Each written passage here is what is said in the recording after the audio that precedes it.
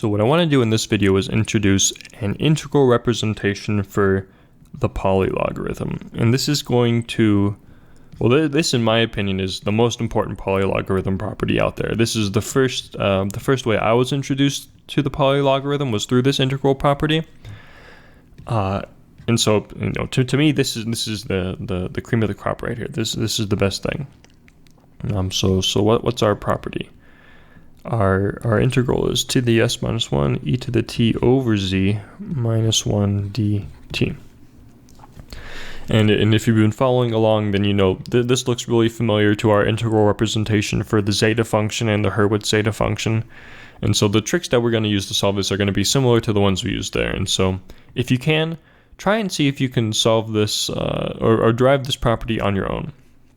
And then if you can't do it, come back and see how I do it.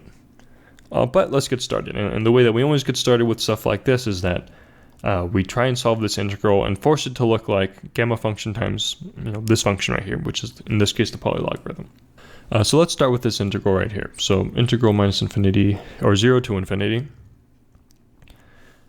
This stuff right here, what do we want to do? Well, the trick normally is to try and force this thing to look like a geometric series, because geometric series are great ways to try and force this polylogarithm to show up. So what can we do to force that? Well, it'd be nice if we had 1 minus this thing right here. And so what I'll do is I'll multiply top and bottom by z, and then I'll multiply top and bottom by e to the minus t. E to the minus t. Actually, I'll write it up here. E to the minus t. And so now down here what we have is 1 minus z e to the minus t, all with respect to t. Okay, perfect. And this thing right here is the geometric series we want, because we know that z e to the minus t over 1 minus z e to the minus t is going to be equal to sum n equal 1 to infinity z e to the minus t all raised to the n, which is also just sum z to the n e to the minus tn. So we can plug that in here, and then what do we get? We'll get that this integral now becomes 0 to infinity, and then we still have this t to the s minus 1 out in front, but now this whole other term right here is just sum n equals 1 to infinity zn e to the minus tn dt. Okay, perfect. And I'll do what we normally do. I'll pull out the sum, and what we have then is sum n equal 1 to infinity. We can pull out this z because we're not integrating with respect to it, zm, and then we have integral 0 to infinity t to the s minus 1 e to the minus t n dt. Perfect. All right.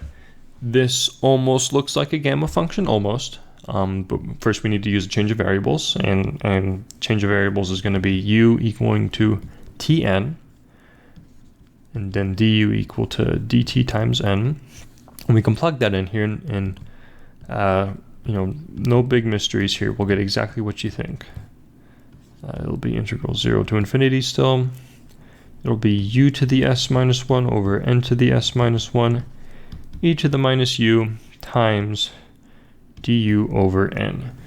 Then this n right here can be pulled out in front, and what we're left with is exactly what we want. Sum n equals 1 to infinity times z to the n over n to the s integral 0 to infinity u to the s minus 1 e to the minus u du. And this right here is exactly equal to gamma function on the right hand side and polylogarithm on the left hand side.